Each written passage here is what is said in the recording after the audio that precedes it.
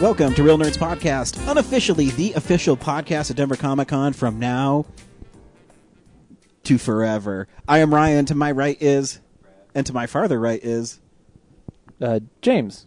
It's really interesting. I'm sitting in my, I call it my gaming chair, because I play my video games in this chair. I've never sat here for the podcast. Yeah. I feel really weird. It seems leisurely. I was going to get up, but my dog Reggie is asleep on me, so... Aww. You know, I didn't want to disturb him. Yeah, he's adorable. But what I did do is I took my Tweaked Audio earbuds and I put them in his ear so he can listen to the calming sounds of squirrels in the trees. Of course, because Tweaked Audio earbuds are the best way to hear anything. Log on to tweakedaudio.com when you pick out any earbud you'd like. In the checkout column coupon, type in Real Nerds, one word, REELNERDS. You'll get a third off your whole order. Make sure you do that. It's lots of fun. And if you're wondering what these clowns sitting here on these sofas are doing, every week we go see a movie and we podcast our experience to the world. This week, me and James saw two movies. Brad saw one. Right, Brad? That's how I roll. Me and James saw the At 50%. 50% all the time. That's an F. For fantastic. That's right. Me and James saw The Spectacular Now. And all three of us, I Declare War. Yeah. So stay tuned to the end of the episode. It's a very indie movie. Or a very indie week. Indie week, you know? yeah. It was an indie week. It's fun. Stay tuned till the end of the episode to hear reviews on both movies. Mm-hmm. And we'll let you know what we think. We also do some comic book stuff, movie news, what's coming out, stuff we've been watching, fan mail. We have a couple tweets this week. Just a lot of things to get touch base on. And now normally I start with fan news, but I really wanted to call out James on this because he posted something on Facebook that I don't get what he's so mad about.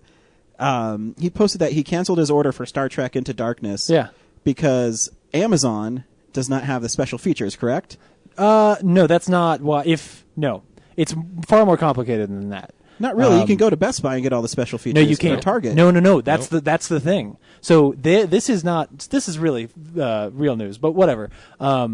The deal is, you can't. If I could just go to Best Buy and buy the Blu-ray that I want, fine. I got no problem with that. I will do that. I will pay $5 extra for that. But I can't. The special features are divided up. So if you want the commentary by J.J. Abrams, it's at Best Buy. If you want the commentary by the cast and crew, it's somewhere else. If you want the extra bonus featurettes, it's on iTunes. You can't get all of them at once. They're in different places because having retailer exclusives is not new and something I'm okay with. I think it's a little bit silly, but fine.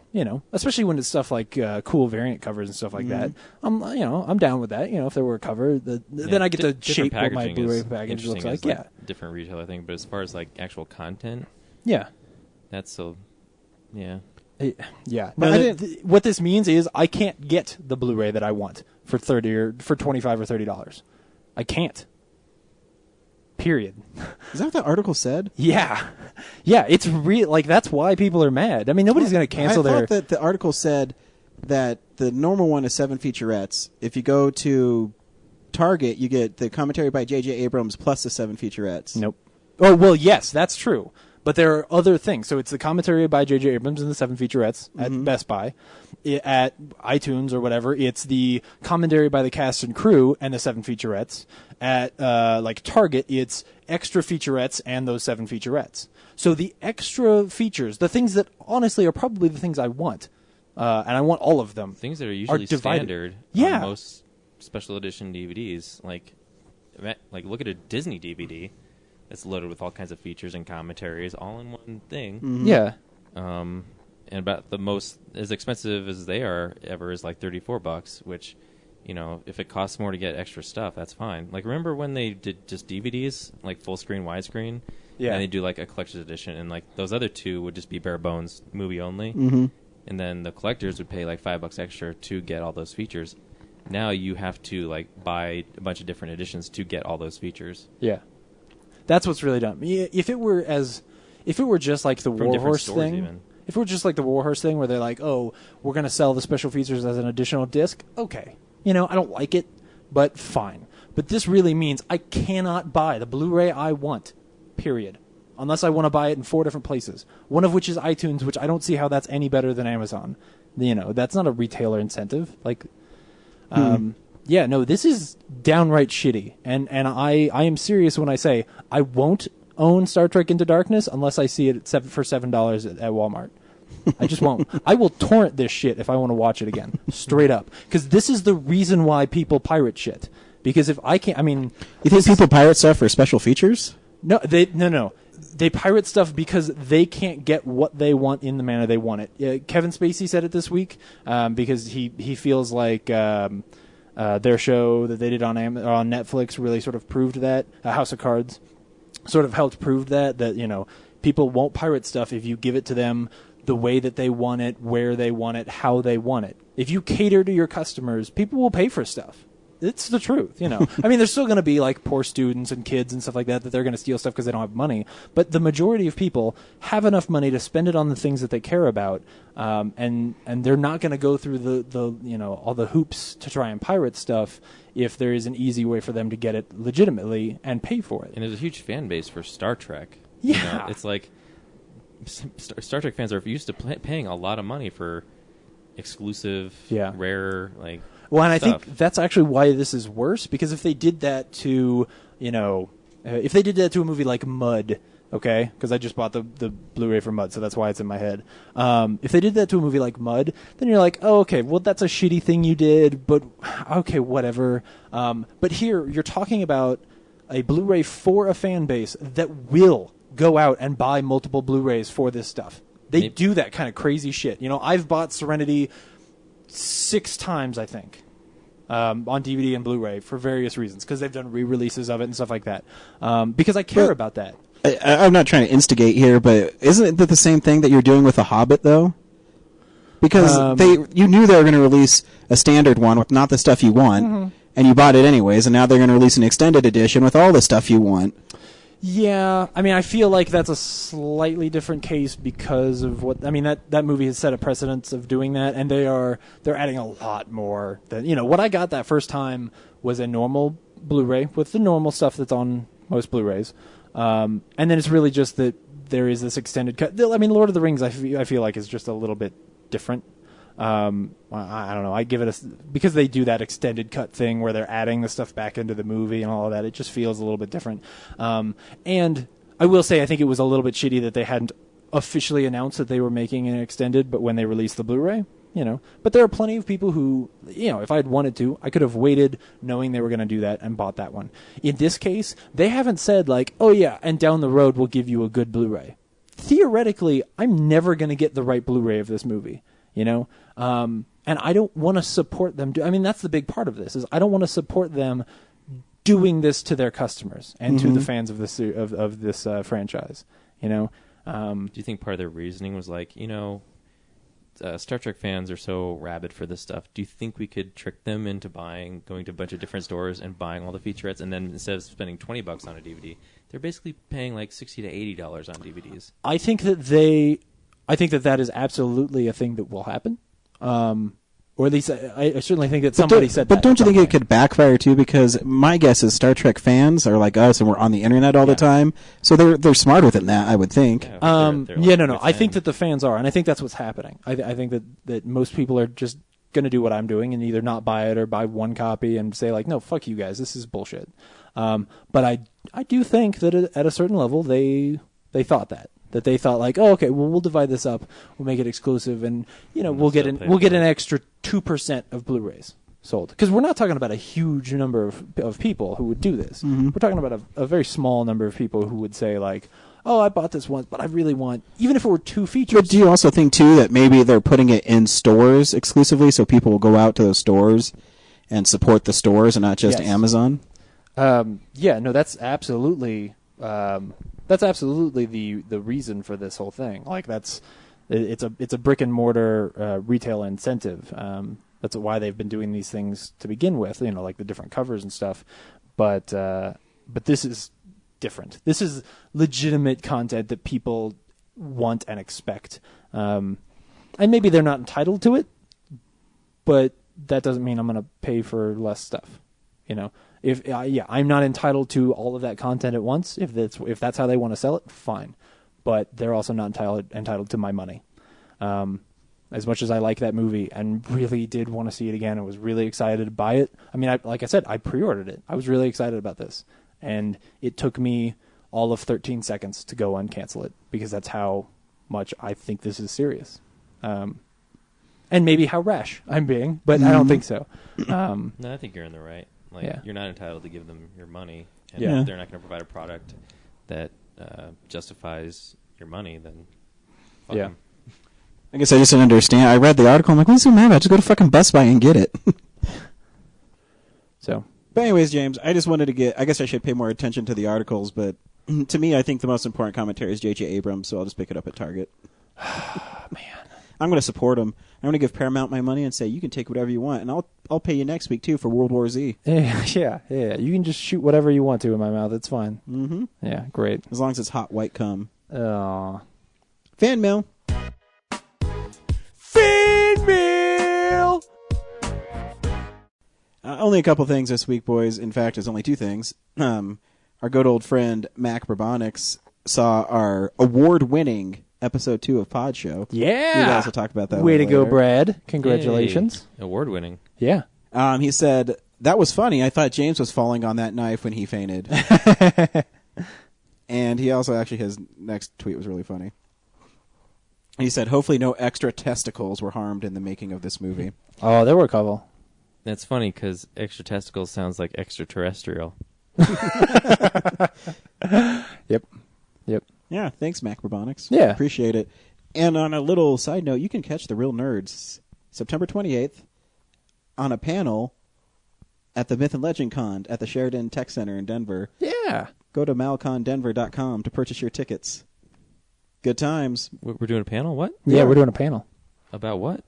We're thinking About this movies. is locked down, yeah, but it's going to be about films. Okay. I know, Yeah. we got to write a short paragraph that James will write and send it in tomorrow. So Oh, not yeah. about podcasting. Just No. No, it films. won't just be podcasting. It'll just sort of us be talking. Yeah. Okay. It'll We be like a could do podcast. a live show or something. Yeah. Okay. Yeah. We might even You record it. didn't read the email that we got sent? No, I missed it, I guess. Well, Yeah. yeah. We're doing a panel. Yep. You can be Cool. on it, or if you don't want to. Yeah, if you don't want to. whatever. I'll think about it. Or you Yeah. can record Actually, I'll go through my... You guys can go through my agent and we'll decide. it. Since Your I'm a agent's big a hardballer. web He's series Jewish. star now. Whoa. Anti-Semitic jukes. That wasn't anti-Semitic. I don't know. He's hardballing because he's a Jew. That doesn't mean anything wrong. I don't know. It might be. I don't really know anything about racism because I'm so not racist that I really don't recognize it when I see it. See, the only thing I know is that if you bash those them in Hollywood, like if you're drunk driving and you make fun of the Jews, then you don't have a job anymore. They take your career away. They take your career away It's horrible. because they run Hollywood. Mel Gibson found that out. That was my joke. That was my whole long joke. Of course, I'm just kidding. Everybody out there, please don't send me hate mail. Just kidding. Yeah. He loves Hanukkah a lot. I do. Or Hanukkah, Mm. because there's a C at the beginning. That's Or not Hanukkah. shit. This is horrible. We need to move on. Speaking of horrible, we should also have a new trailer coming up soon for a movie that me and Brad filmed. It was a long, arduous process that me and Brad filmed this movie. You had to go to some dark places. I did, and the script that Brad wrote really, based on an idea from me, was really terrifying. And to get psyched for every take, I ran around for about 10 minutes, and then Brad says, "Are you ready?" And I said, "Just punch me in the face, and then I'm ready to go." Yeah. He's I think that's method acting, right? Yeah. Yeah. I'm actually really excited about this because I haven't gotten the chance to see it yet, and I don't want to see it until it debuts. And we're not going to spoil I'll it, see, but yeah. stay tuned. Because we're also filming the 3rd episode of our award-winning pod show That's right. today, and it'll be part of the 3rd episode premiere. And real quick, thank you to the Alamo Draft House for letting us film there. Everybody was awesome and really welcoming, and just they let us. do So whatever welcoming we me and wanted. James walked through the back. Yeah, I'm like, "Hey, we're here to film." I'm like, "Okay, you can let your friends Yeah. in at the underneath." Nice. yeah, it was really cool. And thanks to Eileen Augusta for helping us shoot it, and Aaron Yeah. Morris and Dan Weingart for acting in it. Jesse Metaver. Mm-hmm. Who else was there? And thanks, Dana. Ryan, for acting in it. Jeez. Oh, shut up. You shut up. And Dana. Yeah, Dana from Not Literally. Yeah. Got to smack the shit out of Brad. Yeah. Awesome. So if you want to see Brad, over and Get slapped by a girl over over and and over over. again. We won't tell you the context of him being slapped, but Yeah. he was slapped at least I think it's 7, 8 also times. Aaron's boyfriend, Dan, for watching our stuff, Yeah. all our Oh. equipment. Yeah, Yeah.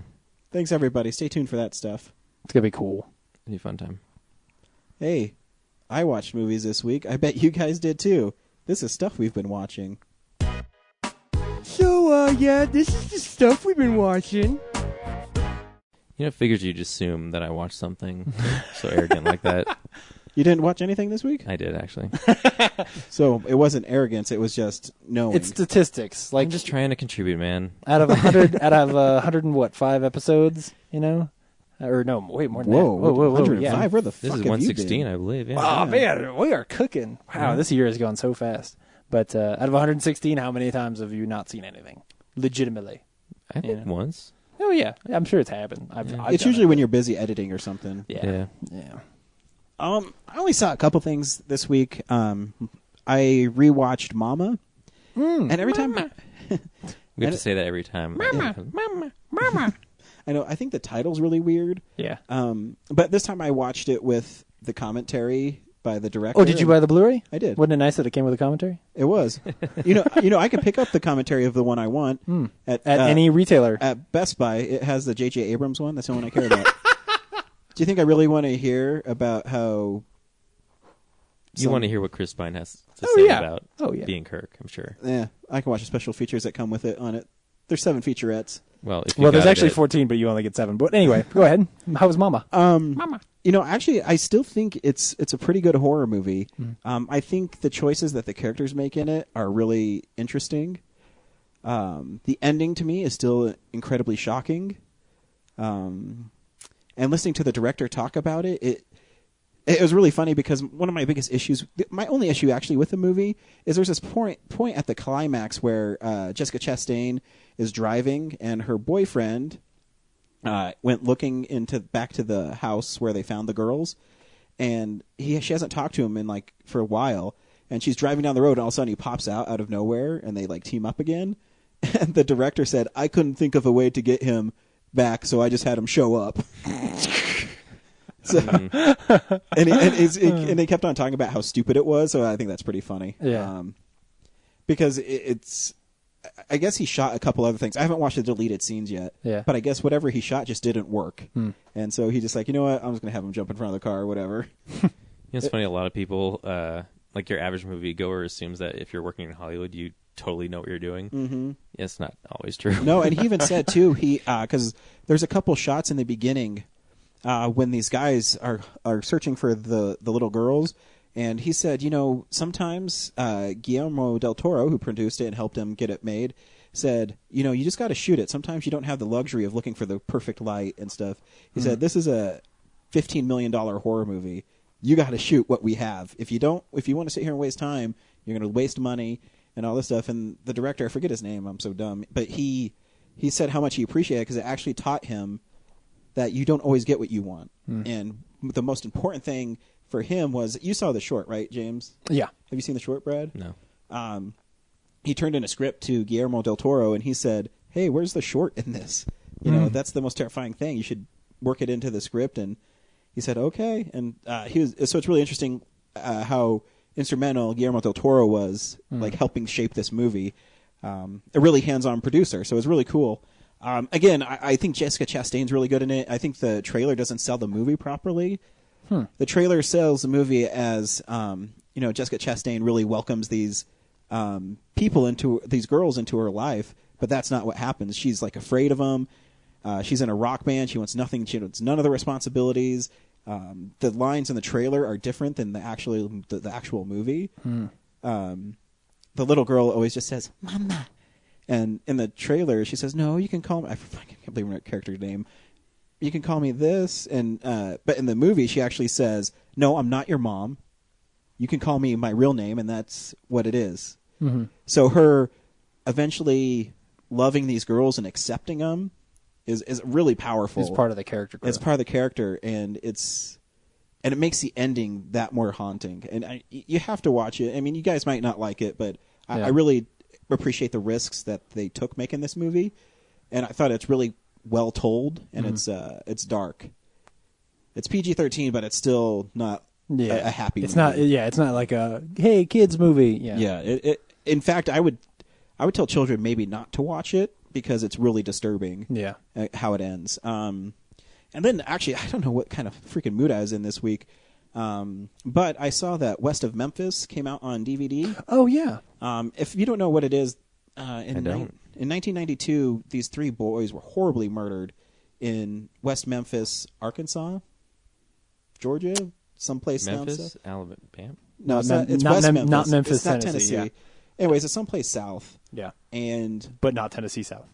yeah, and the story is these teenage boys were convicted of murder because the community believed it was a satanic ritual where they satanically sacrificed these kids.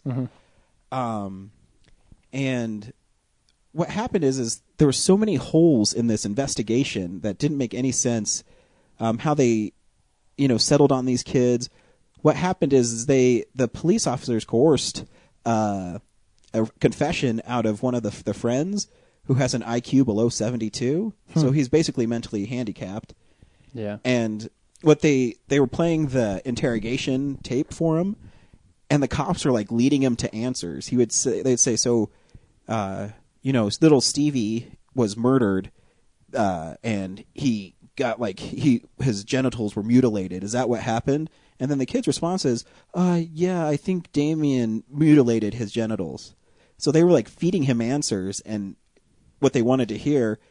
And then they would bring people on the witness stand that would lie, like flat out lie, saying that, oh, they took me to a demon worshipping cult. And then this other guy said, oh yeah, they was bragging about how he sucked the blood out of this little boy's penis. And they had the guy on the documentary saying I was on drugs and I was totally lying. Huh. It was bizarre. And so what happened is a lot of celebrities got involved about how the justice system just screwed these kids over.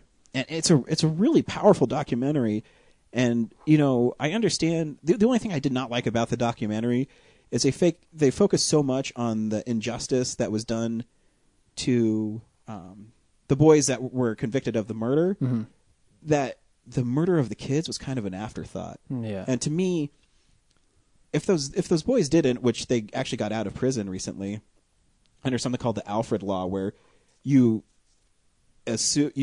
presume you maintain your innocence, but the state still finds you guilty of the murders. So it's basically a way of them saying hey, we're going to let you go because you're innocent, but we're not going to say that we were wrong. Yeah, exactly. Yeah. And so the whole time I'm just that's the worst thing about this whole thing is someone murdered these 3 little boys. Yeah. And they're focusing so much on the injustice of this this court system that it's kind of forgotten that 3 little boys were murdered. Yeah. And it's a really, some of the images in this movie are horrible. They're showing the bodies of the kids and stuff, and just what happened to it. It's horrible. And it's a tough movie to watch, but I think it's an important movie to watch for several reasons, and you should just have to check it out. I don't think I'll ever watch it again. Yeah. But Peter Jackson is the one who produced this movie, and he's in it, and he talks about how much money he gave to help get these guys out of there, and also to give money to find the real killer. And he paid a bunch of private investigators to find the right killer, and they're pretty much sure that it's this guy named Terry Hobbs, who is the little boy's stepfather. And but they don't spend any time they don't Zodiac it where they try to build a case. They do build a case against him, but it's nothing conclusive, and I think that's what's heartbreaking about it. Maybe that's why it's hard to watch, is even though his name's Terry Hobbs and you don't believe his stories, there's nothing to convict him about. Yeah, and it's a horrible situation, and it's this you just have to see it. It's mind blowing. Well, I obviously haven't seen it, but I would say that if he has not actually been convicted, I think that the filmmakers would have to be kind of careful about how, even if they are sure, even if they know everything they look at, they're this guy did it and this is how and why. I think they would still have to be careful about convicting a guy in the public of something that they can't convict him of in the And courts. here's the crazy part about what you just said is the filmmakers spent 10 years making this movie. Right. And the guy that Terry Hobbs, who the movie and a couple other people in this documentary flat out say that he's the one who murdered him, Mm-hmm. he sued the lead singer of the Dixie Chicks for defamation of character because she was saying stuff like that he murdered these boys. Yeah. And what happened is you have to, oh man, this part was so creepy.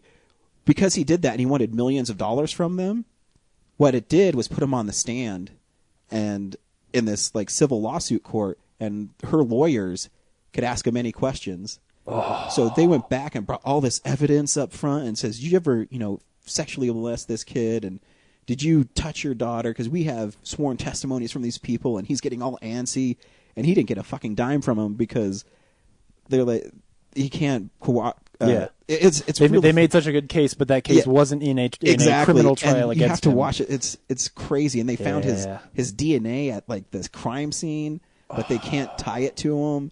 It's really well researched. Yeah. You just again, I'm glad that if those kids didn't murder those kids, they're free because the justice system really let them down. But it's heartbreaking that those 3 little boys are dead and nobody knows why, Right. and no reason behind it. So yeah, it's a really fascinating story. You should definitely watch it. The documentary is almost 3 hours long, but it does not seem that long at all. Wow. So it's very thorough. If you want to be depressed, watch it and get depressed on all fronts. I'm sure it still can't be as depressing as Dear Zachary.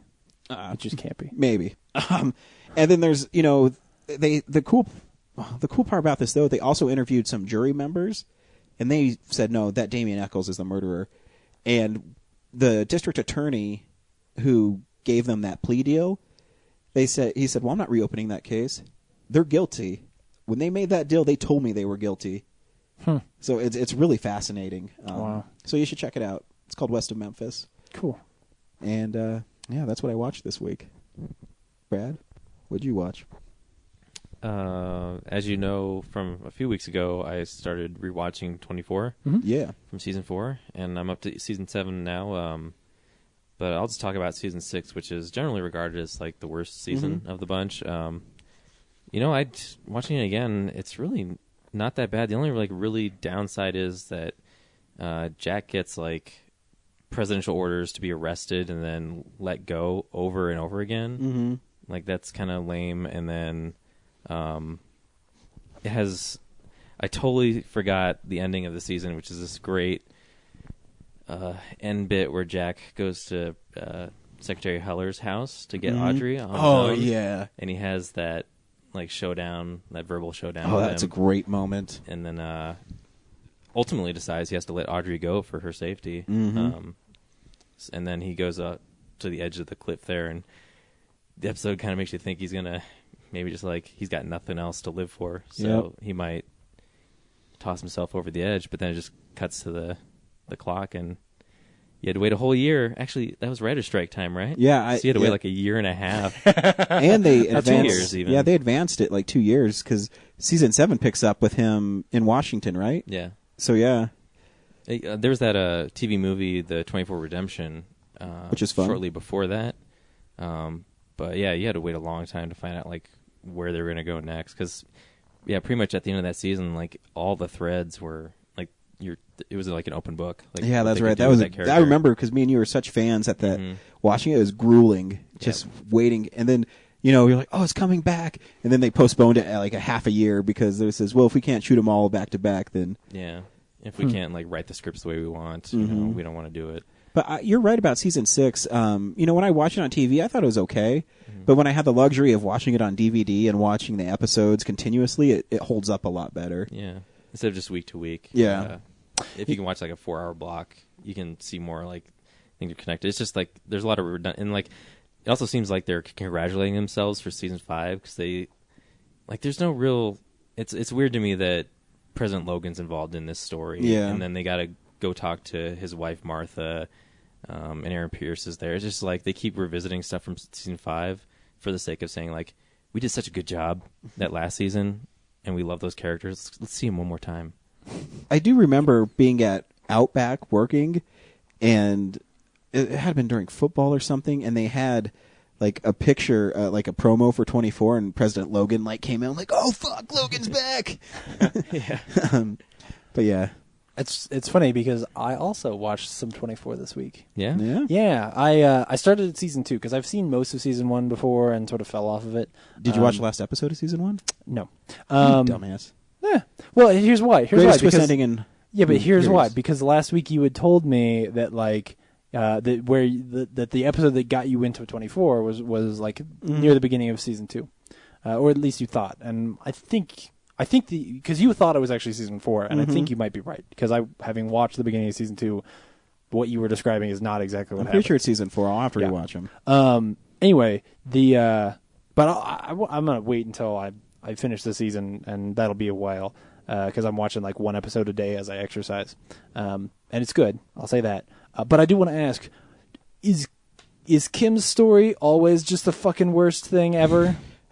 Especially, I'm in season. I don't know if season 2 is her worse. worst story. Okay, Season 2 is the worst, It's yeah. fucking horrible. Yeah, it's horrible. Every time. Oh. If you like Anyway. cougar wrestling, Well, here's the thing. Yeah, see, I didn't. That's part of why I was like, I'll just start at season 2 because I seen that.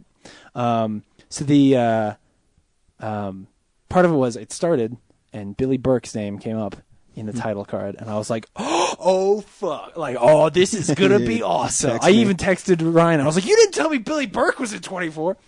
And then Billy Burke is a douche, and he's like a magic douche who just shows up around the corner, like, hey, I'm here, and her story's the worst. But anyway, show's fun. sorry, speaking of really awesome characters, in season 5, when Logan like orders like tries to reason with Aaron Pierce after he's had him beat up and stuff.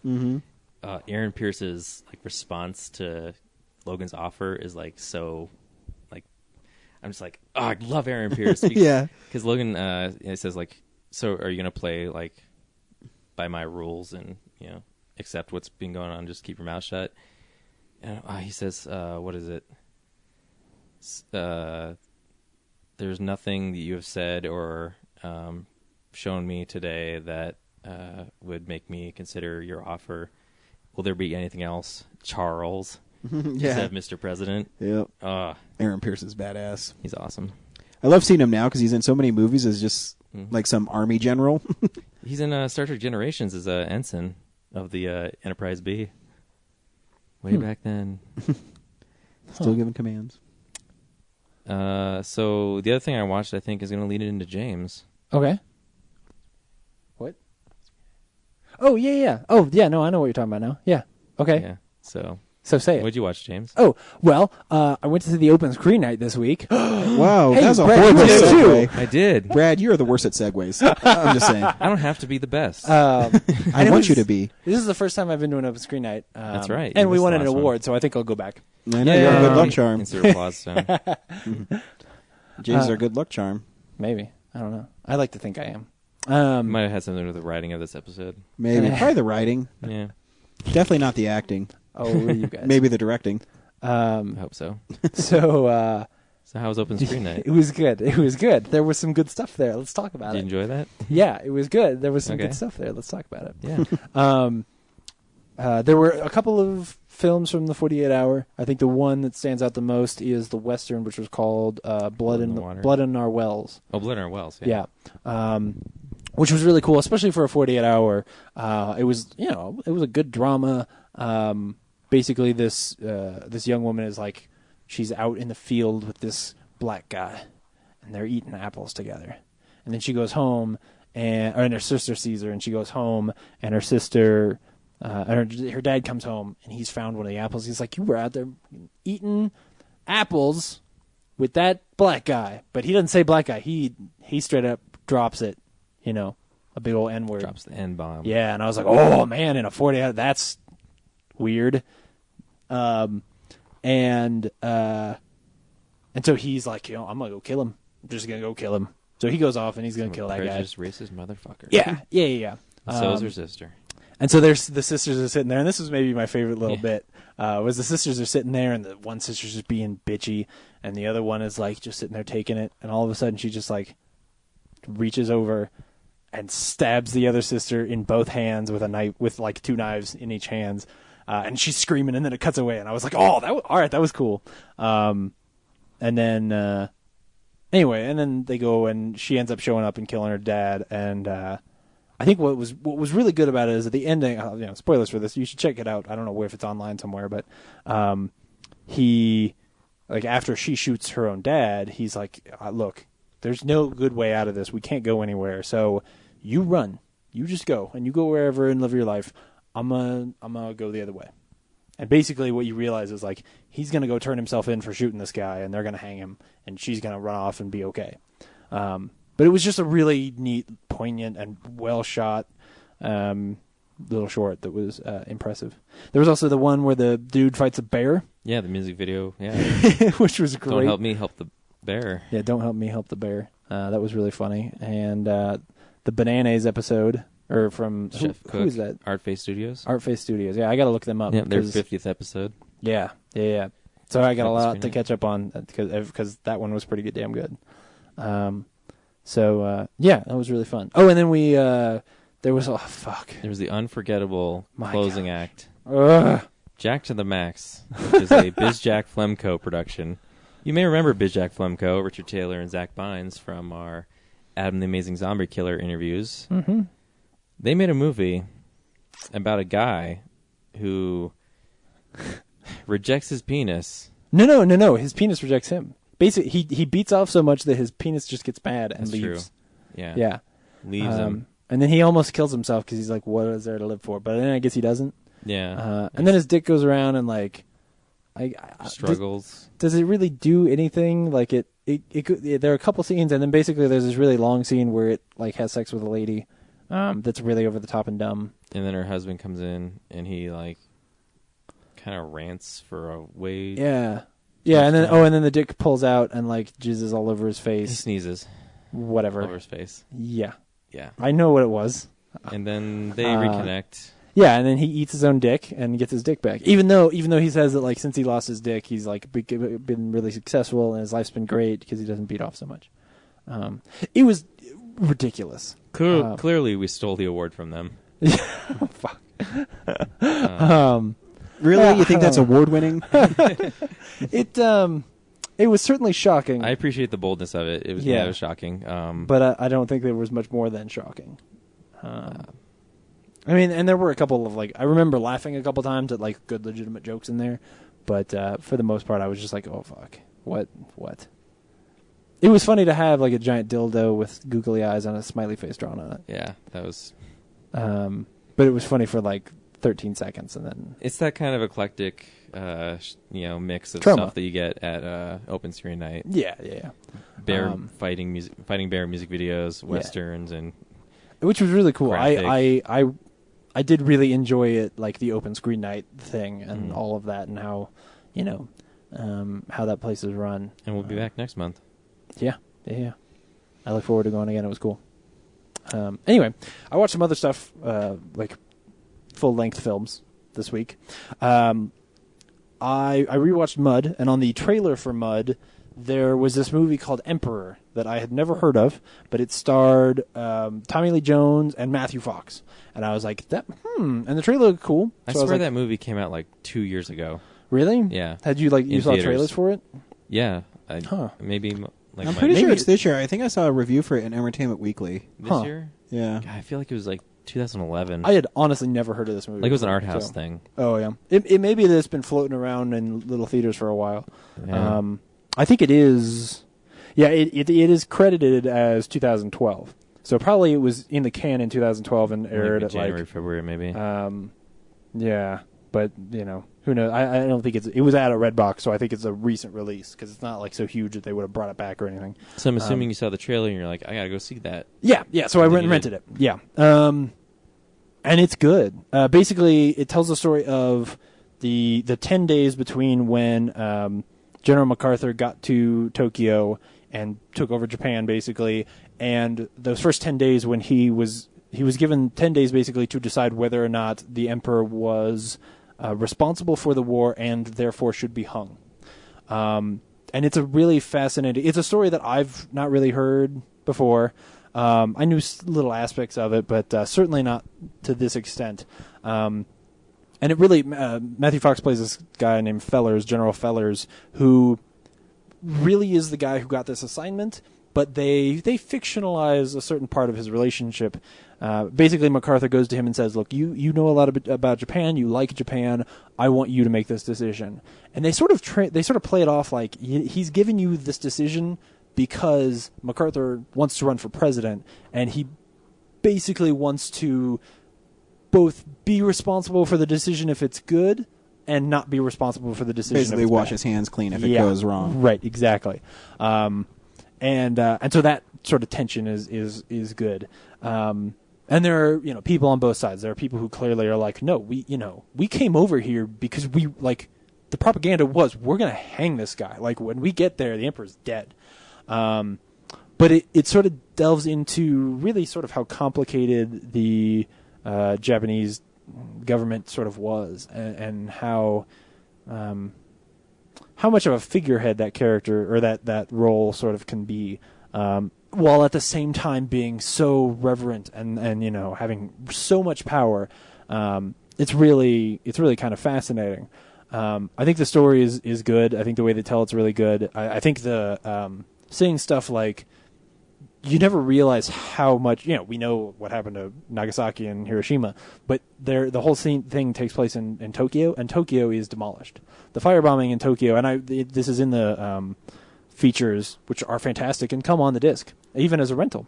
They talk about how people really don't realize just how much Tokyo was demolished by the firebombing, and you see what are pretty accurate, because I looked it up later, really accurate like CG versions of that, and it's breathtaking. There is this sort of fictionalized story about him having a relationship with a Japanese girl, and that's sort of his motivation behind his decisions. And I will say that the end, spoilers for history, we don't hang the emperor. What? Yeah, right. Because that's still an institution there today. So, while I think the ending has got so much weight behind it that I think it's still really touching, but I think there's something about the way that it's written and the way that they spend time in that scene that I think saps it of being really moving. So there are a couple lines in there, really good lines in there, that are so much about mercy and punishment and all of that I think are really good, but they don't get enough time. And so while I felt myself moved a bit to tears, I never really felt that punch. So it's good, but it's not great. Another one that I saw this week was Rapture Palooza. Which I also rented because I'd seen trailers for it and I was like, okay, that looks cool, and it there has Anna Kendrick in it. Tell us the real reason. So it stars Anna Kendrick. Have you seen the cover art for that? Like, Yeah. did they just Photoshop her boobs? Because I don't remember them being that big. Oh, they're big. No. Yeah, that's. There's a part in Pitch Perfect where she's wearing this like tank top and she's bending down to get a CD. It's a great shot. Get the Blu-ray Oh man, no, don't get the Blu-ray. That movie's not great. of Pitch Perfect. Yeah. Anyway, and then Craig Thompson, right? Robinson. Craig Robertson. Yeah, he plays the Beast. He plays like the Antichrist, and basically it's the sort of romantic comedy, or just it's just a comedy about the rapture happens and all the Christians go up to heaven and these people are just left, and Anna Kendrick and her boyfriend are actually really, they're really nice people who just want to go about their lives. They want to like start a little sandwich cart and sell sandwiches, even though there's not that much food around. So they don't have a lot to make sandwiches out. So they're making it out of like pickles and whatever shit they can find. But then like a meteor comes down and crushes their sandwich cart, and the Beast at some point sees them because his dad works for the Beast. So he sees them and he decides like, I want to have sex with Anna Kendrick. Or whoever Anna Kendrick's playing, I don't know. He wants to have sex with Anna Kendrick. And so he makes this deal of like, look, you can either have sex with me or I'm going to kill everyone that you know. Because I can just do that because I'm the Antichrist. And so they devise this plan where like she's going to go on this like fake date and try to stretch it out as long as possible without having sex with him, while they like attack him with whatever stuff so they can like lock him up. so that they can save the world from the Antichrist. And I think the premise of the movie is really good, and there's a lot of funny parts in it. It starts a little bit hard because they've got a lot of stuff to set up. Like there's these like sort of demon people who come in, and they're supposed to be there to like really mess with people's lives, but they end up just becoming stoners. And then there are also like there's this one guy who comes back from the dead. Now he's a zombie and he just mows his lawn all day. And there's just all this exposition stuff they have to set up for this world that I think at the beginning it takes a long time really getting going. But I think most of that stuff pays off pretty well, and you understand like why it's there, and it's funny in the end. I think a lot of the charm of this movie comes out of the goofiness and the improv and stuff like that. I don't want to spoil too much. I mean, in the trailer, you see that like when Jesus comes down to save everybody, he gets shot by a giant laser beam, and then Ken Jeong shows up at some point. He's in everything, isn't he? Yeah. Well, here he plays God. I'm that guy from that thing. And he's a very douchey God, and then God and the Antichrist fight, and it's fantastic. So I think if you're at a Redbox and you're just looking to rent a comedy, this is not a bad way to go. But it's definitely not, again, it was one It's where... a rental. Yeah. Oh, at the very least, it's a rental or a miss, It's not a huge deal. But if you like Anna Kendrick, she's good. Everybody who's in it is really good in it. It just sort of lacks a certain flair. But I started all of this by saying that I rewatched Mud this week, and God, you're still fucking Damn. talking about what you've been watching? Jesus Christ! I'm just saying, Mud is real good. I know you've been saying it for weeks. Yeah, you guys need So to see Mud. like it's not going to be surprising when your number one movie of the year is Mud. I'm not saying it is. I'm just saying. Well, you talk about it like it's like the greatest thing since this summer has been a very disappointing since summer Avatar. For me. Oh, you dick! Remember when Avatar was in his top 10? God damn it! Anyways, You got to check out Mud. I know. I It's keep really on meaning fucking to. good. I read an awesome interview with Matthew McConaughey, and talking about how I rededicated my life to make sure that he does the big movies and then he does 3 or 4 independent movies. What was the last big movie? I don't even know. I mean, what's the last one he did? Sahara. No, he just Yeah. did one after that. Do you know if you put Mud in the DVD player upside down, that's dumb? Did you do that? Oh man, Think about it. I'm in it. because Mud backwards is dumb. Yeah. Get it? Yeah. That joke's dumb too. I don't know. It's not if I thought- you understood it. That was too intelligent for me, Brad. I thought it was pretty good. Move us along, host. Yeah. Anyway, You're not going to talk about Mud? no. I've talked about Mud enough. No, we'll probably talk about it again in like December 30th or something. Probably. I'm Matthew McConaughey. I'm in a movie called Mud. It's about making mud. I don't know. It's not about. That doesn't even sound like Matthew McConaughey. He's in Ghost of Girlfriend's Past, too. I was reading that article is the one that movie made him rededicate himself to making movies he wanted to make. Oh yeah. Yeah. Oh cool. Because he hated that movie. Or something. Cool. I guess sponsor time. Hello, Real Nerds listeners. I'm Mac, And I'm Idiot Chillix. and we're here to tell you to visit SphrixesDomain.com. Why should you visit SphrixesDomain.com? Well, duh, it's simple. If you like farts and cartoons and bad words and stuff, you should definitely visit SphrixesDomain.com. How do you spell that address I see? What? I don't know. Fucking S something. I don't know. I'm incontinent. I have no idea. Fine, I'll do it. S-P-H-E-R-S. Sure. Oh, God. Oh, God. Seriously, you're gonna X. spell the whole thing out? D. Oh, God. Just say the domain part. I don't want to be here all night. Jesus. Does it get any more of a complicated website name? Stupid asshole Spurks. Jesus. Anyway, visit our website where you can read about all the funny adventures of 7 aliens struggling to live together in an abandoned warehouse in Denver. Well, what? That's it? What? It doesn't say anything about my crazy hijinks or antics or... What? Ridiculous. Nope, that's all Spurks wrote down. Well, that doesn't sound funny at all. But you know what does sound funny?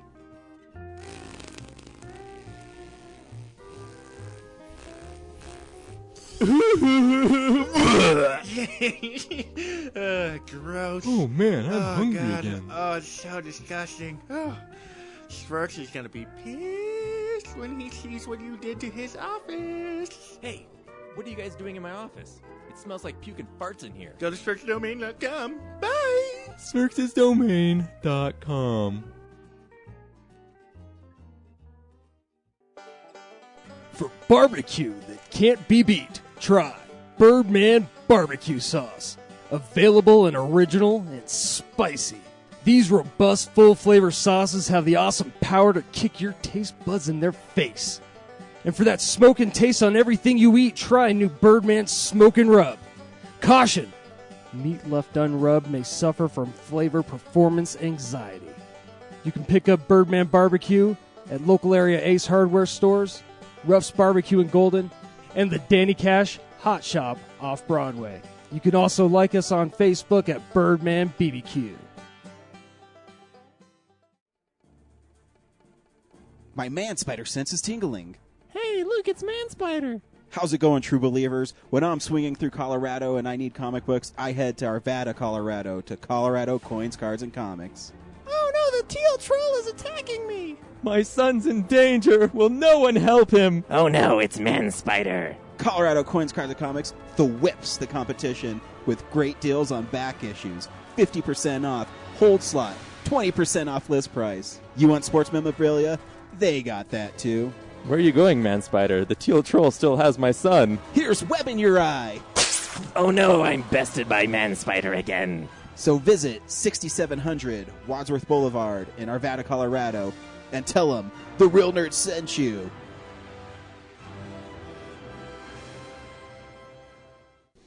Hey, it was a slow week at the box office. We'll tell you those box office numbers right now. This is the box office stats. Lee Daniels, The Butler, repeated as number one. Yeah. The movie we saw, The World's End, was fifth? Fourth. Fourth? Yeah. What was its total? 8.8 million. But, James was surprised. I was telling him today it was only in 1,500 theaters. Yeah. They really didn't make it a big marketing push, or... Which I guess, if that tempers their expectations of what the movie was going to make, then good.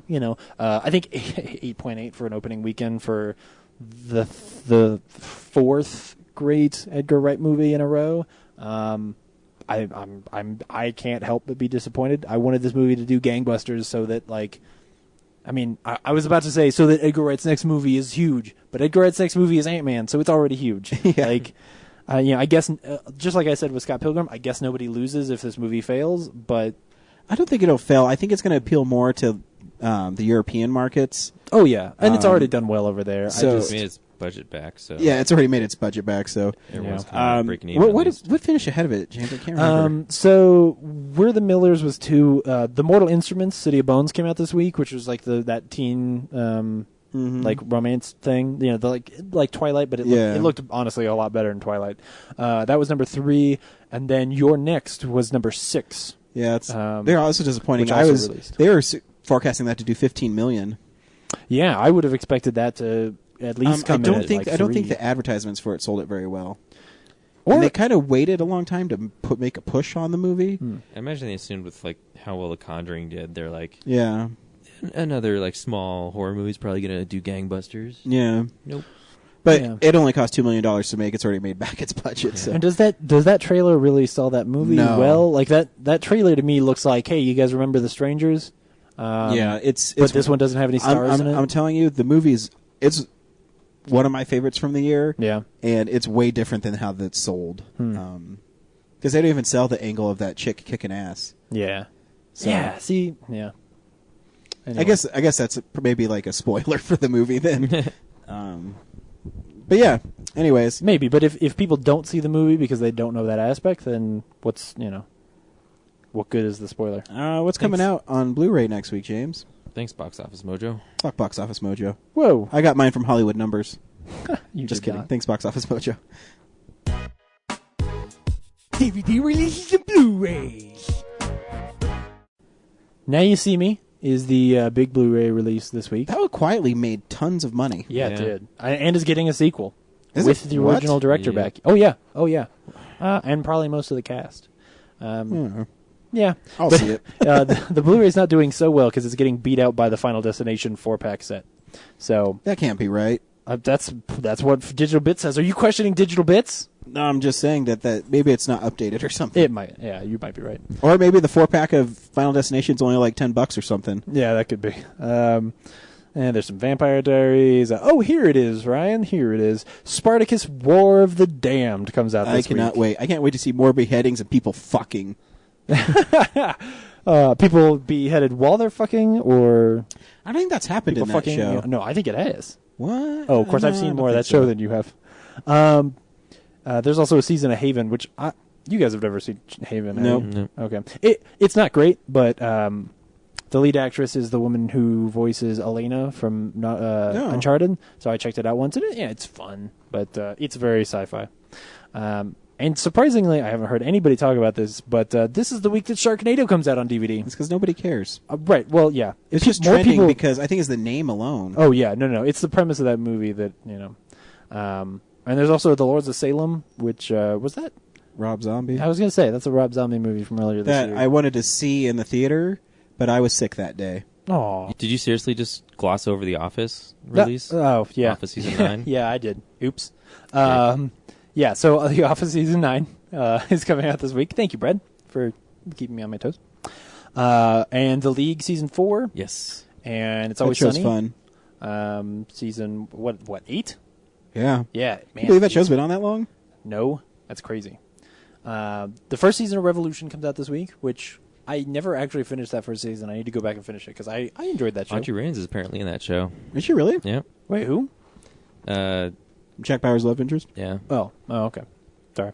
The fifth film of the year that starred The Rock but never released in theaters, Empire State, comes out this week. What? I don't know, but I'm probably going to rent it just Yeah. so I can say I saw all 5 of the movies Why that is The he Rock billed was in. third on there?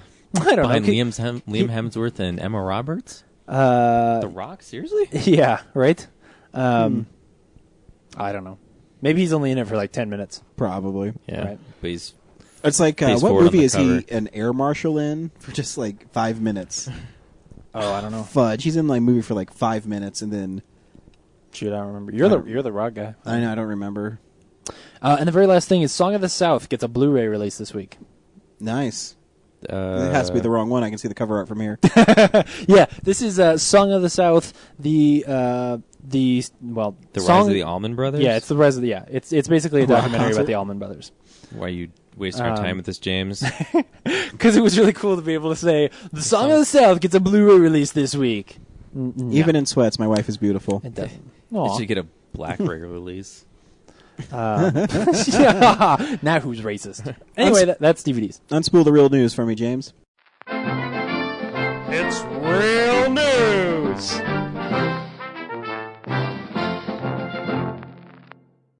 Well, we already covered the Blu-ray news. I know I'm Star going to Trek. go to Target and Best Buy to get Star Trek so I can get all the features. Fuck.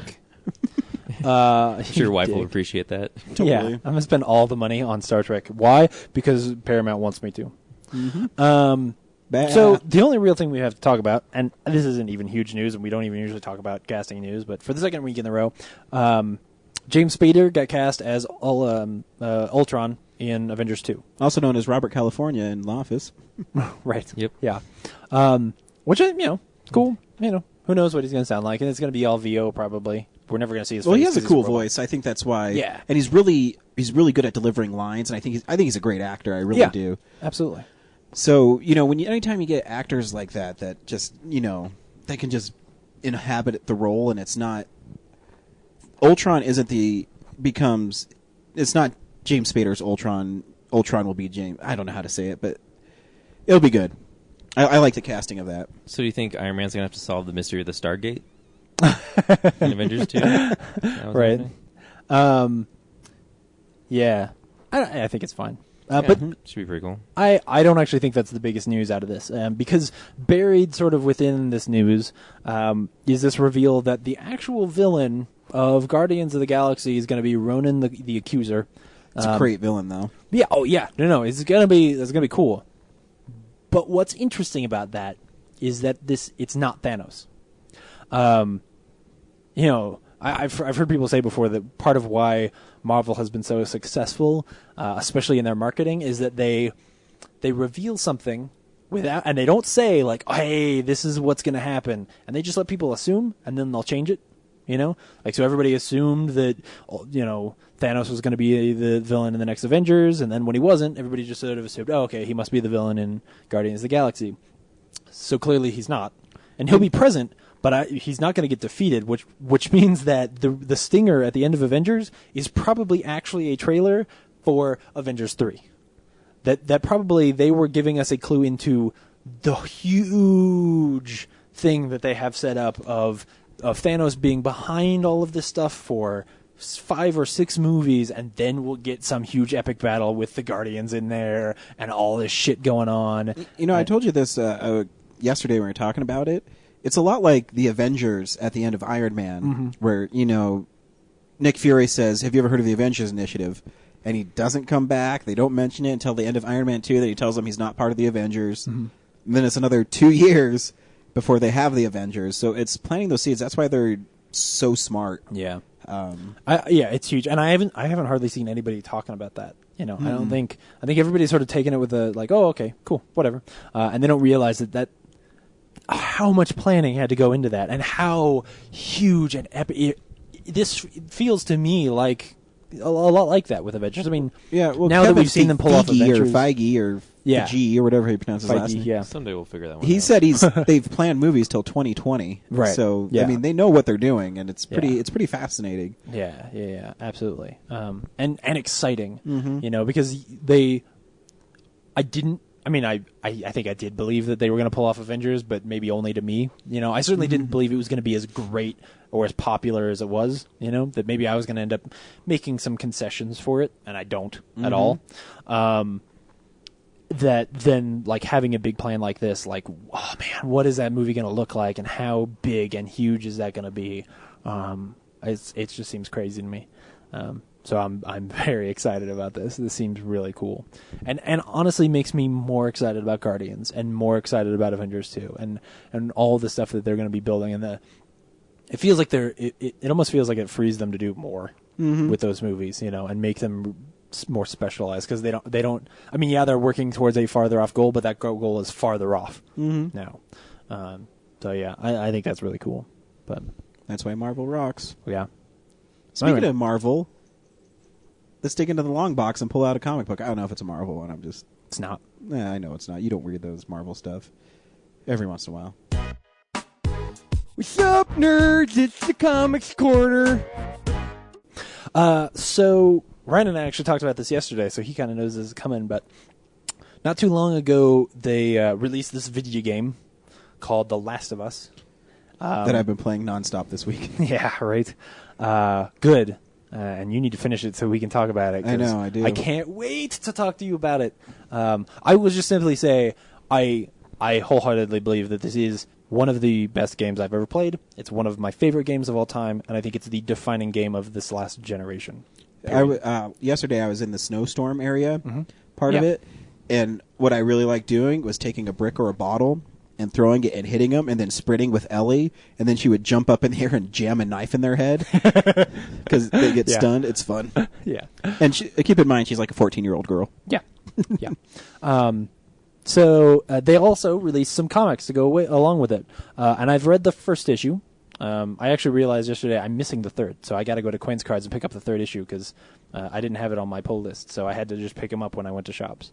Because I thought, a lot of times when they do video game tie-ins, it's throwaway garbage that you're like, oh, okay, whatever, But this one's cool. This one's really cool, and I heard it's good. Yeah, and they get the tone of Ellie very correct.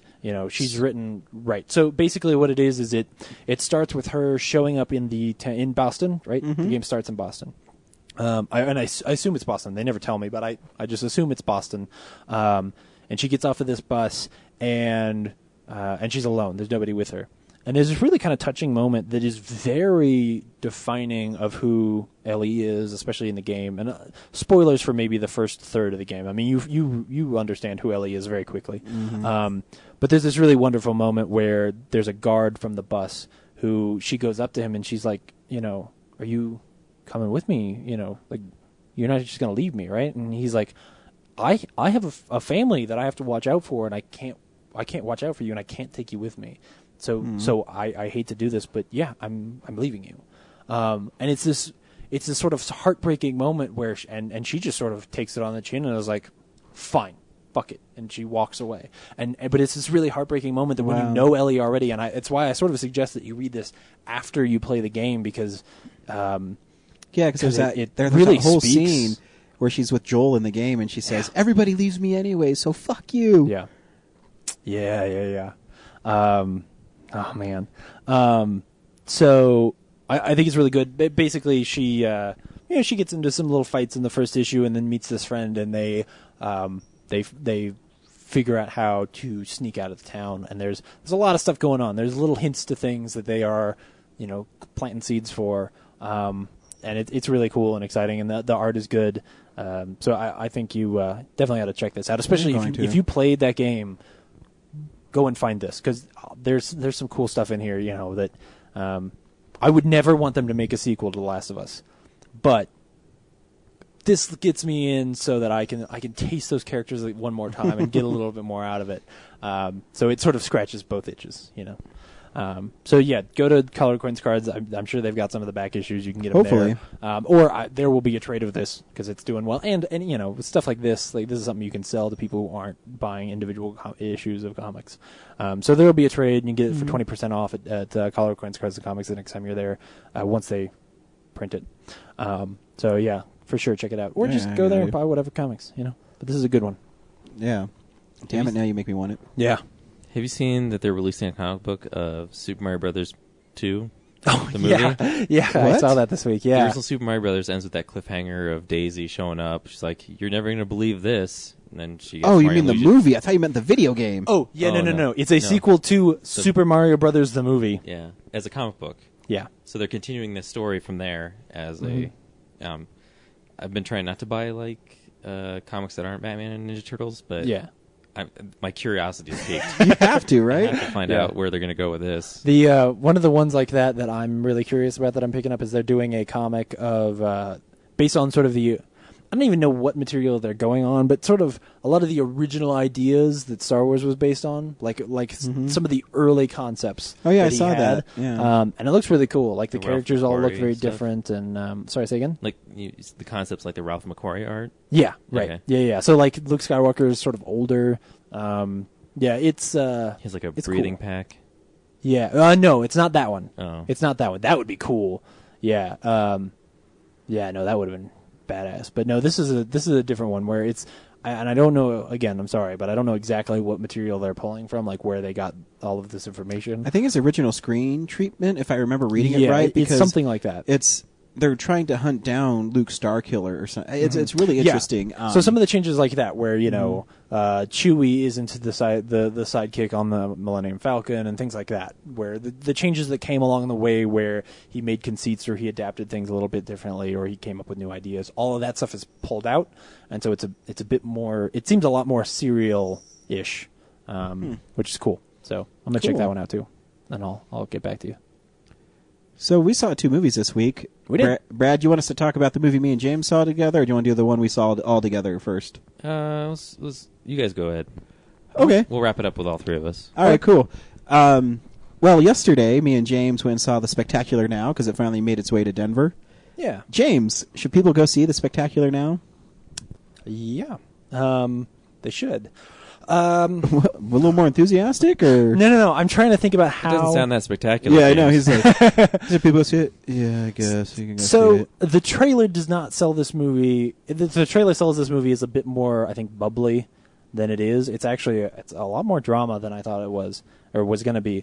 But it's really good. I think the performances are really strong. The story that they're telling is something unique. Here's what I'll say. I'm going to eat some crow for this.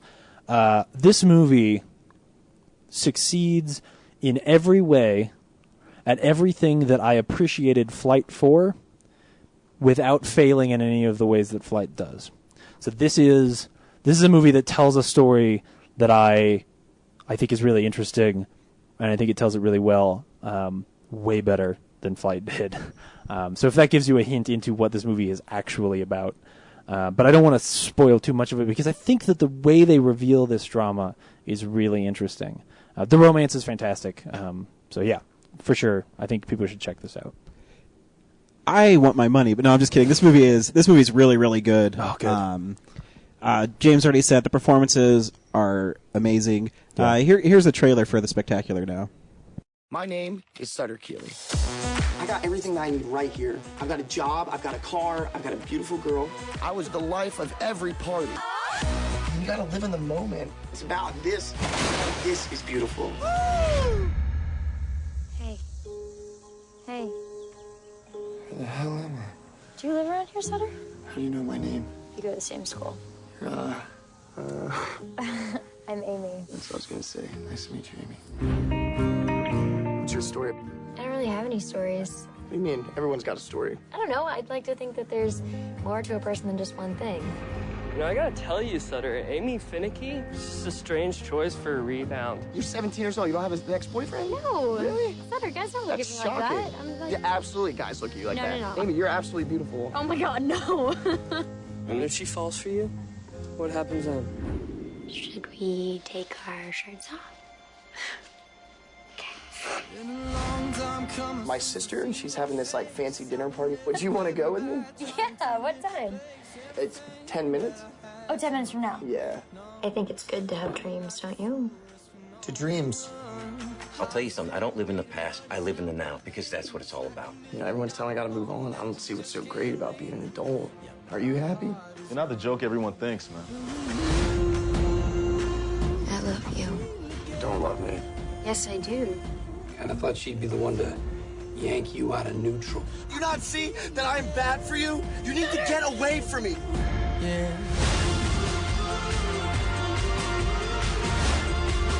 You have the biggest heart of anyone I know. I love these people. I do. I love these people. I love you all. This right here, this is beautiful. This is the youngest that we're ever gonna be. This is our time. Live in the now. Cheers. Cheers. To you, Amy Finicky. To you, Sutter Keeley.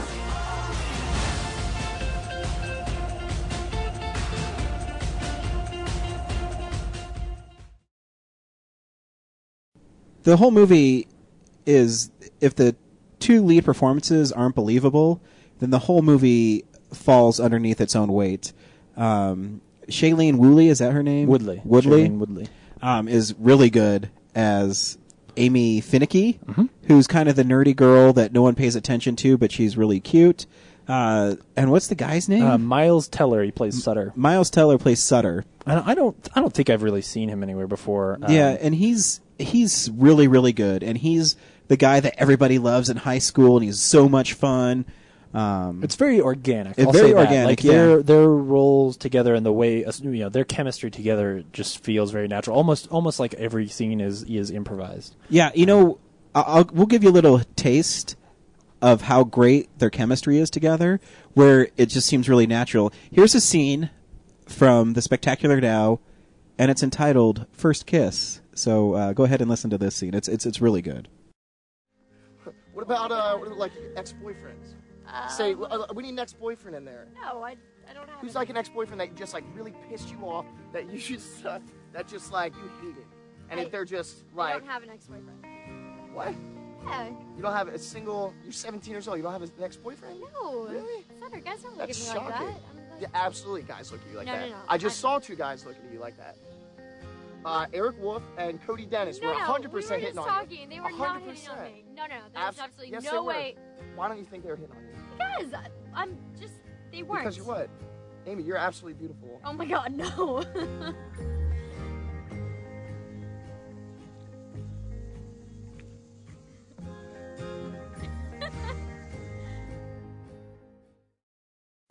Oh man, that is charming as fuck. I know, and what's great about this movie is you kind of get the sense from Sutter immediately that maybe he has a problem. Mm-hmm. And his problem is he's an alcoholic who and is... he's 18. He was 18. Yeah. That it's really subtle at the beginning. He's always carrying around like a Big Gulp or whatever they call it in there, Master Thirster or whatever it is. He always has it around, and you're like, oh, why is he always carrying that around? I don't understand. And he's a high functioning alcoholic. Yeah. So he's absolutely an alcoholic, but no one knows unless they get close to him. Yeah, and they give the little hints. You know, his girlfriend breaks up with him, so he shows up to the party drunk. Like, oh, he just got drunk because his girlfriend. Right. He meets Amy, passed out in a lawn in the neighborhood, doesn't know where his car is. But again, he starts the movie talking about the fact that he just broke up with his girlfriend, Yeah. and so it gives you this feeling like you want to give him the benefit of the doubt, and I think that's huge because the truth is in that second act when he and Amy Finnecky are getting together, it's vicious. It is. It's like if it weren't for the fact that you give him that benefit of the doubt at the beginning, this movie wouldn't work because I would just hate him the whole movie. Well, that too, and I think he's so charismatic. Yeah. He plays a character so well that it's weird. You root for him to be himself because when he's drunk, you can see and the kid's so good at playing drunk. Yeah, like he's so good that he says these lines and you believe him, but he also has these issues that he isn't dealing with. That his dad left when he was 5, 6. Yeah, somewhere around there. Left, and he hasn't talked to him in 7, 8 years. And so he holds this grudge over his mom, saying, "You never let me see my dad, and why don't you let me see my dad?" And so that's kind of a arc in the movie, but there's also an arc with Amy where the difference with her mom is her mom makes her, do her paper route, and she doesn't get the money for it, and so they make this pact to stand up to each other's mothers, and it's just so well done. And Sutter, he stands up to his. He stands up to his mom and it doesn't work. He shows up to her place of work drunk. So he goes to his sister's house, played by Mary Elizabeth Winstead, who looks older in this. Yeah. They did her up some. Yeah, and to so make her she look a just little seems- older than she is, because she's not that old, is she? 30? No. something? And I don't think she looks old. I think that she's one of those actresses like a Kristen Bell who can just like perpetually play younger than her age. Yeah. And so I think they sort of they make her look elegant and dress her up like I guess she's older's really not rich. the right word. I guess it's just she seems older. Yeah. Yeah. And she gives him his father's number, and I didn't know Kyle Chandler was in this I was just movie. gonna say, and thus enters Kyle motherfucking Chandler. But I recognized his voice when he was talking to him on the phone. Yeah. And when and why this movie is so good too is he's talking to his dad on the phone, and his dad is trying to relive these glory days that he had with his kid, realizing that he doesn't know his father, they don't know each other, and they're going to try to make some sort of relationship work. And that scene, when they go and meet his dad, it's like the whole story about him and his dad is both crushing and sort of heartbreaking and touching at the same time somehow. Of like, you feel so bad for his dad, and yet you feel even worse for Sutter. Because you kind of see that at a certain level, you think maybe his dad kind of wants to be better, but he just can't. And I think that's the same thing with Sutter, where he sees it because Amy never got that kind of attention from a boy before, so she is in love with Sutter. Which is why that middle part is so vicious. It is, because he's basically a whatever. I can do whatever I want with this girl. Yeah. And his friend is kind of funny, because his friend's saying, "What are you doing, man?" In a subtle way of saying, you're being an asshole. Yeah. And it's so interesting because you start falling in love with Amy because she's so cute. Yeah. And she's so nice and innocent. And they, it's maybe the most real sex scene I've ever seen in a movie. Yeah. Because it's really kind of uncomfortable. It's super uncomfortable. And Shailene Woodley plays it so well, where she's never done this before. She's never kissed a boy before. Yeah. And it's fantastic. The movie's really good. And she draws that line between being innocent and being naive so good. And being smart. Yeah. Because she's wicked smart, but she's gonna get herself in trouble. But she's never had a boy give her that attention before, so she feels that she's overcompensating her feelings towards him. Yeah. And way too forgiving. Oh man. Can we talk about it? I don't know. I didn't. Did you see it coming? No. Yeah, right. I can't say something horrible happens to her. Yeah. And she is so quick to forgive him, and the whole time you're like, what are you doing? Yeah. You're so smart. And honestly, gosh, I hate doing this. When there's that scene where she's waiting for him, and he drives by, and I was actually happy that she got on that bus and left. Yeah. The movie doesn't end there. Right. So it's another like 20 minutes, but I was so happy because in my head I'm like, you know what, you're so much better than this guy. Yeah. And he knew it too, and that's part of why, like, that scene, but the movie does not make it easy for you, because the scene in the car when he basically says that to her, he's like, are you stupid? Like, I'm horrible for you. Like, I'm gonna wreck everything here. And she's just like, what do you say? No, this isn't. And then later when the things happen, and you're really like, okay, come on, you've got to start recognizing what's going on. And she forgives him. Like, he doesn't go back to that state of saying, like, don't you see? Like, this is even more evidence. Like, he keeps it going for a while, and you're like, like, again, it's just, it does not give you an easy way out on that. No, it's a movie I definitely want to see again. And I hope it comes out on Blu-ray before the end of the year. Yeah. It's going to be close. It's one of those like gray areas where it's either going to be January or December. Well, and hopefully because it's so independent and won't get a huge wide release, they'll release it quicker to try and use the buzz and the promotion that they have now to promote the DVD as well. But yeah, it's definitely really good. I will say, I think the scene at the end with his mom, while really good, doesn't quite pack the punch that I wanted. No, I think so too. I think that it ends just it leaves me it doesn't hit me right. It doesn't give me enough time to really. I think it's because feel the impact. You want the forgiveness to happen between the two main characters and not his mom. Yeah, I think you're right. It's a great scene. Yeah. Even the scene with Bob Odenkirk where they're in the office and he says, "I can only keep." Oh my gosh! I mean, that scene is probably even better than the scene with his mom. I mean, that is the father-son scene that you wanted. Yeah. Because it is so disappointing, and maybe the biggest character moment for Sutter. Yeah. When he straight up says, like, when he says to him, like, "No, I can't promise you I won't come into work drunk. Period.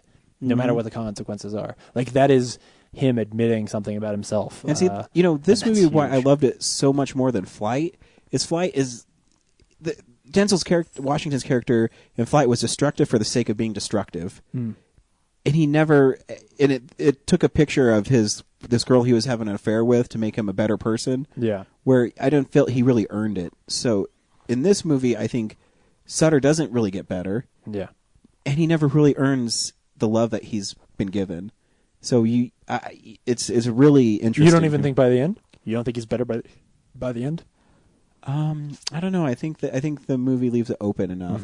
Whereas he really, I don't know. That's a tough one. Well, it's almost a question of, like, and I don't know either. I really don't know either. I think that the question that the movie leaves you with, and I think I love that, is whether or not at least knowing there's a problem or changing the way you look at your life is enough to change who you are. Because he does at the end of the movie, he's looking forward for the first time. He's not just in the present. Well, because at the beginning of the movie, it opens with him writing a letter of accepted, or was it a letter? Yeah, it's like he's writing to a college to get accepted. Right. Yeah.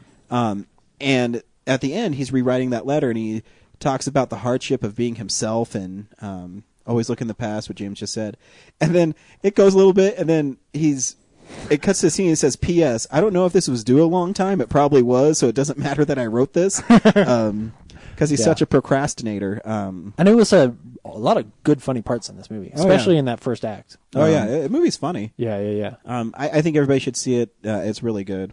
Yeah. It's probably not the last you'll hear of it, unless something blows me away. Yep. Yeah. Man. Hey, don't read Pink on my wife's butt, Brad. That's fucked up. What? So yeah, go see The Spectacular now. Hey, Brad. I was trying to get you back into the show. Yeah, I was watching that welcome back to the show, Brad. Yeah, that was a fascinating discussion of a movie I haven't seen yet. So I Well, was you kind of need- tuning you out need so I to. could be surprised by Yeah, something. no. I that's good. understood. I'm glad because you really do need to check it out. We also saw I Declare War today, which is another little really independent movie. Brad? Declare bankruptcy. You just can't declare it, Michael. Brad, should people go see I Declare War? Yeah, it's pretty interesting. Fun watch. James? Yeah, I would agree. It's definitely a cute movie with some really cool ideas. And I will say this, the ending is definitely worth saying. So I think if you watch the trailer and you go, oh, yeah, that looks fun, yeah, go check this movie out. It's really good. Yeah, I guess. It's a pretty good movie. The trailer doesn't really sell the movie how it is, I don't think. Mm-hmm. Here's the trailer for I Declare War.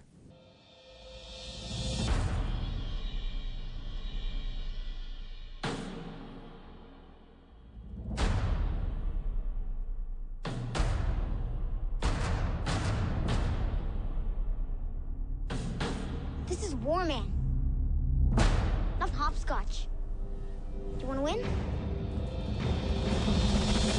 We gotta have casualties.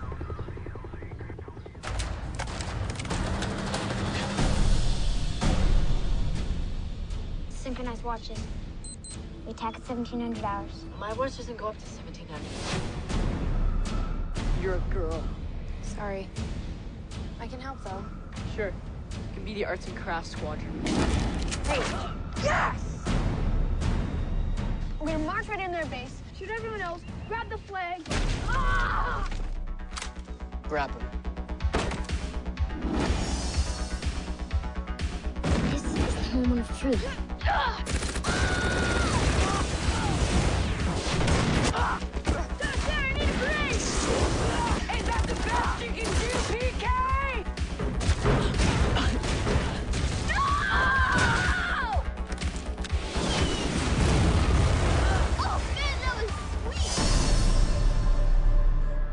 What are you doing after the war? You're coming over and we're eating pizza and watching a movie.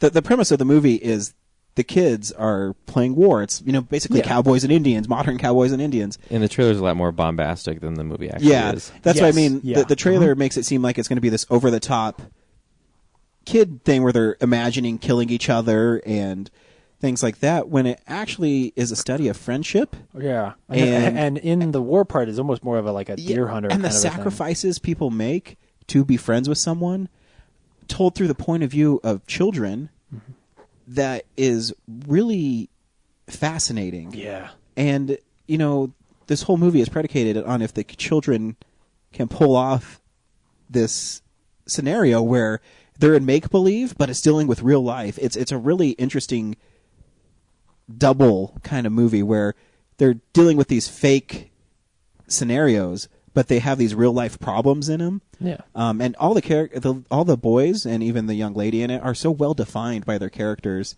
Yeah. I really liked it. And to get a little taste of these characters, here's a little scene of them planning their attack against each other. Does everyone know what their job is? Wesley? Stay here, guard the base, protect the flag. Good. Joker? Attack from the west. I still don't like this. What if they ambush us? They can't ambush 3 people coming from 3 different directions. They don't have enough soldiers. Caleb? Good. And I'll come in from the north. Let's synchronize watches. Everyone in positions at 1650. We attack at 1700 hours. My watch doesn't go up to 1700. Wesley, you're the key here. If anyone comes into this base, you have to shoot them and kill them. Okay? Okay. Say, I will shoot to kill. I will shoot to kill. I can do it. I know you can. Okay, people, 1,700 hours.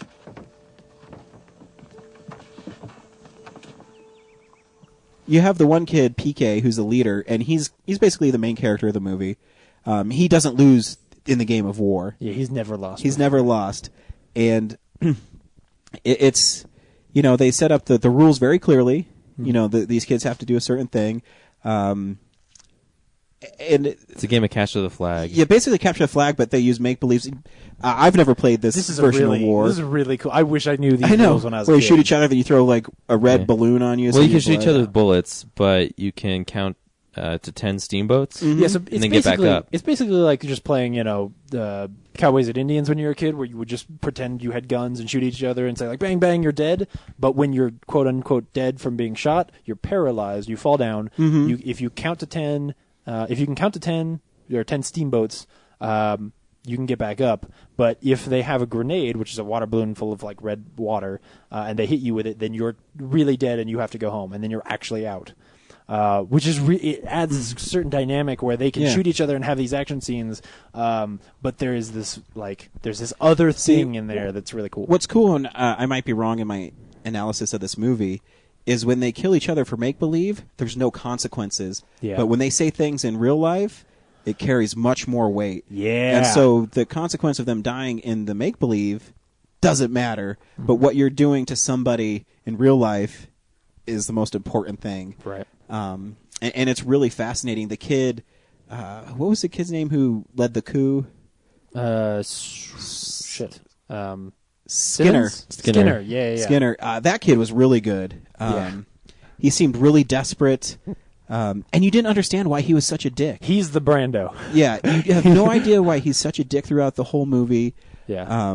You kind of side with PK throughout the whole thing. He's like, oh, it's just this cute kid, and he's really smart, and he's leading all these other boys into battle, so you kind of side with him. But as the story progresses, you start losing your sympathy for PK. Yeah. I don't think he's really a hero in this movie at all. Like, no, that's what I'm saying. You all start the kids losing. are really flawed. Yeah, it's very Lord of the Flies. Yeah. I mean, there's that Joker scene where he's a loose cannon, and he's picking on the poor altar boy, Wesley, who's just, a nice kid, and he wants to pay him $50 to eat a piece of dog shit, or he won't be his friend. And it's an interesting study for that child as well, because he doesn't want to hurt anybody. He just wants friends. Yeah. So he doesn't shoot anybody, but he also doesn't save Joker because he never thought of him as a friend, and when Joker forgot his gun, he let him go without his gun. And even when that girl asked him, he's like, no, he wasn't my friend. Yeah. It's really interesting. Yeah. And the poor girl is like, she's only in the game to impress that guy Quinn. Yeah, Quinn, the original general of the other four. Yeah. And you think like she's actually got like this supreme, like super smart plan, like because she plays chess. Yeah. But in the end, it's like, it's not to win the game. It's just like to impress that guy. Yeah. And how heartbroken she is when her plan doesn't go the way it should. Is she heartbroken, or is she still playing the game? Is she just trying to get weepy with him in order to get him to not do it? Oh, definitely. But But I'm just saying, like, oh yeah, I guess, yeah. Yeah. And that was a great moment, because that Caleb kid doesn't speak a line of dialogue until the very end of the movie when he's talking to his doggy. But they never revealed that dog was like just a regular dog. Mm-hmm. I thought for sure that was going to happen. Like, I thought for sure they were hiding the fact, because he's got this big wolf that's with him all the time. I guess the girl saw it. Yeah, but she was imagining too. Like, they see each other's real that's true. guns. I thought for sure, like, in that scene they were going to pan past the tree and it was going to be like a Shih Tzu. Like it was just nothing, but that dog in his mind was a wolf. But to me, my favorite relationship in the movie were between Frost and what was it? The other kid's like Skinnapy, Sikorsky, Trevor. Yeah, because they're such good friends, and they have so much fun out in the woods. They do. Like, and that little kid who plays Frost is so cute, and he's always spouting off lines and about how he shouldn't talk so much, but he's just excited to be out there. And it's, I was actually heartbroken when he looked and he saw that his friend was hanging out with the girl that he liked, and then it was also really cute too when they met up again. And Trevor says, "No, man, she wanted me to leave. What the hell does she want to leave for? That shit's stupid. Was she going to eat it?" Like lines like that, and You know, I was heartbroken when he sent him out there because he knew he was going to die because he saw PK coming up. And he said, go put out a flag, and he knew he was not going to make it. Yeah. It's all those little politics of the way that they set each other up and all that stuff in when the seemingly the stakes are so low, like you said. It's fantastic. And Quan, he was like really tortured. Yeah, and because I kept on thinking like that was like make believe, but that Skinner kid was like torturing the poor little boy. Yeah, like the way that they the juxtaposition between the fake violence between kids and the actual violence between kids is very bizarre. And is weird because it makes you okay with certain things and then reminds you how not okay things are. Yeah, and I love that the little boy Quan at the end basically told him, "Fuck you, man. Yeah. You know, it's more important for you to win this game than to friendship for me. Yeah, you cut me with a knife. You said the thing startled you, but he was going to do it. He was going to cut him so he wouldn't lose. Yeah. And that brings Brad's point about him being a hero. He's not a hero. Yeah. Even though they try to portray him as one as early on, but he might be just the ultimate villain because it makes like they don't really reveal it, but obviously something he did to Skinner made Skinner all twisted. Yeah. Probably in the quest for getting all those, trophies. It's one of those things that, like, this is a very common thing in movies. In fact, it's in The Spectacular Now, where there's a relationship that is the end of that relationship and a relationship that is maybe the beginning of that relationship so that we get a full picture of what's going on. And, it was really sad when, Quan broke free and he came back. And they all just stare at him. Yeah, like what? We don't want you back. Like that was the strangest moment where they all look at him, and I was just like, "Why aren't you excited?" And PK's like, "Get out of here! Yeah, you're ruining my plan." And he's pleading with, "You guys can't come up with another plan?" Yeah, really, it's a good plan. And you're like, "Oh my gosh." And I was afraid they're going to really hurt that little boy, like kill him or something. Yeah. Oh, yeah. Because the stakes, especially because of that scene where they throw the rocks at the older kid earlier, the stakes by the end are actually kind of high. Where Skinner's gone nuts. Like he's gone fucking Brando in Apocalypse Now crazy, where he's got paint spread on his face and blood on his neck, and you're like, this kid might actually hurt someone. So to prove a point. Yeah, just to prove that point. Oh man. And the line that stuck with me is it's a funny line, but at the same time it carries weight after you've seen the whole movie, where he says, "This isn't fucking hopscotch, dude. This is war." Yeah. And it is. It's a war of personalities. It's a war about how you treat people. And even it was heartbreaking when the little Frost boy, he comes up and he says, "I captured him. I did what you told me to do." And Skinner kills him anyways. Yeah. Well, figuratively kills him. Hits him with a grenade. Hits him with a grenade. And the heartbreak on his face. Yeah. He says, I sacrificed my friend who's mad at me now, and I try to do good. And yeah. So it's a really fascinating movie. It's that moment where in a war, a soldier says, like, what did I do this for? Exactly. If I got thrown under the bus like this, what was the point? Exactly. It's interesting because as we talk about this war, I like the movie more. So I would want to touch on here before we are done that I think Quinn is really poorly acted. Yeah. I think that the girl who's in love with Quinn is good most of the time, but sometimes like her voiceover, like her scenes where she's dreaming that she's with him, I think are a little bit too ham-fisted. I agree. And while I think there is, I don't know that you could take these parts out and still have the ending mean as much, but there's a lot of the walking around at the beginning where there's not shooting and kids having fun that I think makes it drag a little. Yeah, I think that's the movie's biggest issue is its pacing. I think sometimes the pacing's a little goofy. Yeah, I think they should have tried to find a way to tighten it up, to get more, or at least get more, either get more combat in early on that makes it feel like fun kids playing war earlier on, just so that there's more exciting stuff, or just pump up the dialogue so that so that we're having fun with them joking around and whatever the whole time. That pre-movie, I think music video maybe, of basically the same premise, but it was all blood and... What was it called? Hawk Jones? Oh no, that's the one of the little kids around the house. I think you're talking about the one with all the animation. the French one. Yeah, I can't remember what that was called. That was more interesting to watch, like as a more stimulating to watch. More kind of what you expected. Yeah. Yeah. Because there was no story. It was just kids running around shooting each other, and then there was like animation of like their brains blowing all over the place, and, like, and then the old lady crossing the street gets her brains blown out. Yeah. But then that short was cool too, because then they'd cut and it'd be all the kids eating, and all the kids are alive again. Yeah. You know, it's kind of funny. It's just it was cool to see like the different ways that like they would get shot and stuff, and and that is how sort of they'd animate that too. That is sort of more what I expected. The teddy bear gets shot. Yeah, Even. right. Yeah. But again, this is actually a lot like Spectacular Now, where this is a movie that ended up being way more of a drama than I expected it to be. Yeah. And when you said Lord of the Flies, it has a lot. It's very Lord of the Flies. Very. So yeah, I enjoyed it. I think it was good. So cool. Next week we're seeing Riddick. Yeah. I'm not. I think Mac Brabonics is going to stop by. Yeah. So we may not have Brad on the show, but we'll fill him in. Yeah. My wife's probably going to see it just because Vin Diesel's in it, probably without a shirt. Yeah. Hey. Yep. And we'll give a big shout out to Laura. Laura got a big girl job this week. Fuck yeah. Whoa, what? Yeah, GG. Laura is now a nurse at Kaiser Permanente. Yeah. Congratulations. So good for her. So she can, No more Lucky Strike? She's going to work at Lucky Strike. Slave driver Ryan? That's actually the is that? opposite. I told her not to work there. Really? Because I just didn't want her to get burnt out with her going to school and having a full-time absolutely. job. But she wants to work there and save money, so I'm going to let her. I'm not going to let her. She's choosing to do it.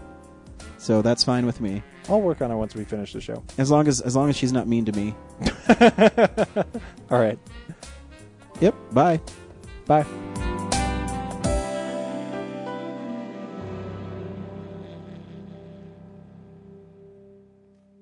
Visit our website, realnerdspodcast.com. You can tweet us at real_nerds. You can email us even, realnerds@gmail.com. Like us on Facebook. Hey, stream us on Stitcher. You want to call us? 720-6nerds5. And download us on iTunes. Just search Real Nerds. Thank you, Joe Kempter, for the wonderful voiceover. And also Spark Mandrill for the wonderful late-night jazz smooth sounds of movies. You can find them on SoundCloud. This has been a Nebulous Visions production.